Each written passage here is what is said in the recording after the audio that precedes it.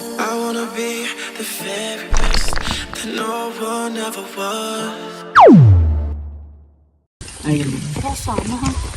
Ikaw, Casey. So, hello po. Kami po ay galing po sa Mapua Malian, Colleges Laguna po. Tourism management student po kami. And ito po yung napili po namin, ecotourism site. Since ito po yung pinaka-related po sa course po na tinitake namin for final exam po namin. So, una po namin tanong, ano po yung pangalan po niyo? Benny de la Saga. And kayo, tama po, kayo po yung Mabini de la Saga. may-ari po yung Oo. ecotourism site na po.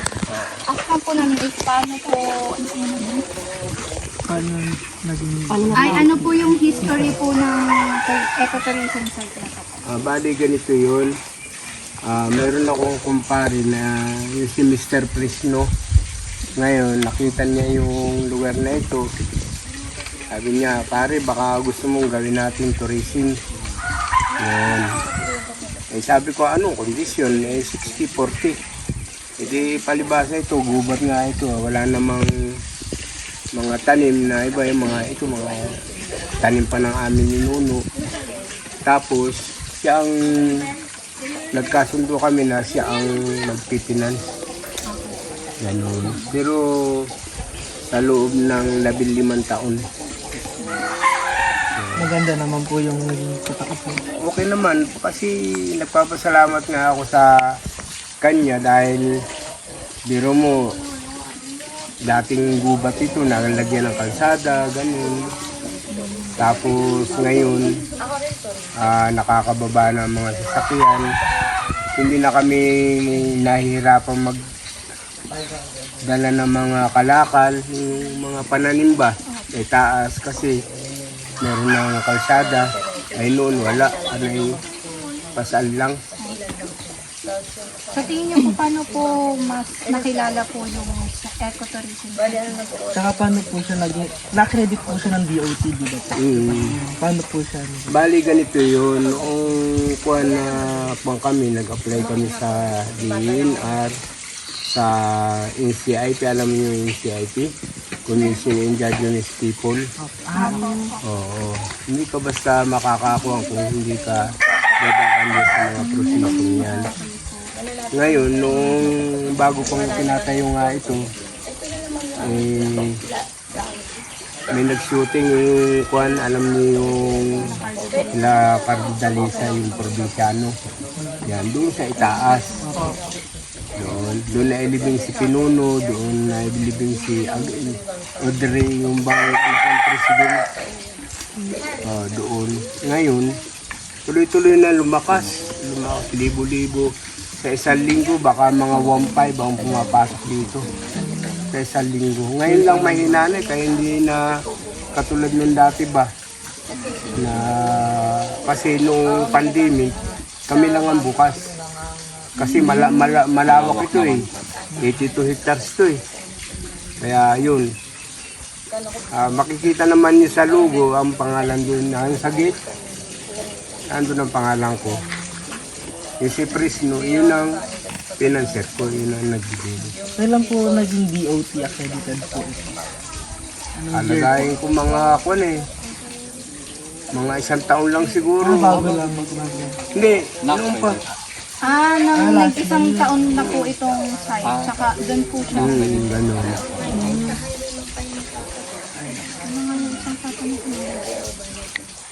Tungkol po sa mga turista or mga bumibisita po dito, may mga na-encounter po ba kayo na hindi po ganun kaganda sa mga ginagawa po nila dito sa ecotourism site? Yung iba, sabi niya, kulang lang sa improve kasi ganito yun. Marites na ito, hindi una natin ito. Simula nung Naka-video yun. kwan ko, hindi na siya nagpagawa ng mga gawa niya hanging bridge saka yung overflowing swimming pool. Hindi na siya nagpagawa. Kaya ako naman, payag lang kasi mas maganda nga yun eh. Na hindi na siya nagpagawa para pagdating ng panahon, wala siyang kwan. Diba? Kasi amin talaga ito, minana namin ito sa... Pero wala labas na siya doon. Oo. sa ninuno namin. Kaya ang gusto namin, pamana rin sa mga anak, ganun. In terms of safety naman po, paano po nasisigurado po yung safety po nung, siyempre po, yung ibang ano po na daanan, tapos yung iba Mabuhis pong buhay po. destination, Ha? parang buwis buhay po. Ay, dito ang bali, ang buwis buhay lang dito yung sasakyan eh. Kasi yung kuwan, di ba nakita naman yung matarik. Pero yung dito sa site, wala. Pero wala pa naman pong gano'n na mangyari po. Wala pa naman. Wala, medyo maatras-atras lang, ganun. Pero yung Nasa tao nasaktan, na lang din po talaga. yung nasaktan wala pa. Yung mga kuwan. May time din po ba na nagkaroon po ng over-tourism or over-population po ng mga turista dito? Noong pandemic nga, palibasa nga ito ang bukas. Mga isang araw, baka mga 500, ganyan. Sabado, linggo yun. Kaya umaabot siya ng mga sa simula Lunes hanggang linggo, maabot ng mga 1.5. Eh ngayon, medyo mga 300 na lang sa linggo, ganyan. Kasakuan eh, naiga rin sa wala. Finally. Oo. Kaya ang ginagawa ko, kulang yung aking nakakaparte. Kailangan magtanim. Magtanim.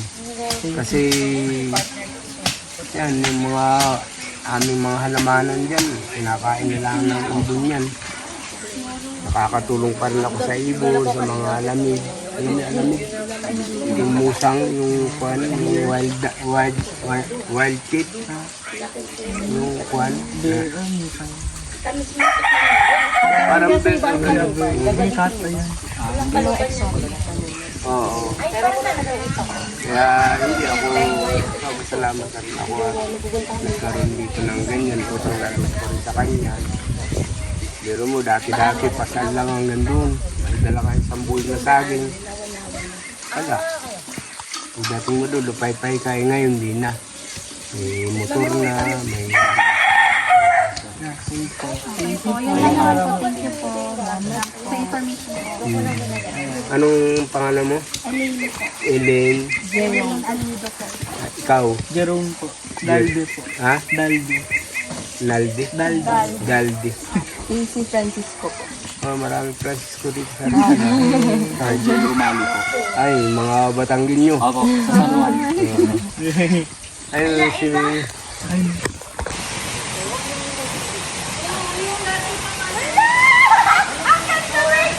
Ako din ha. Ibang ikaw.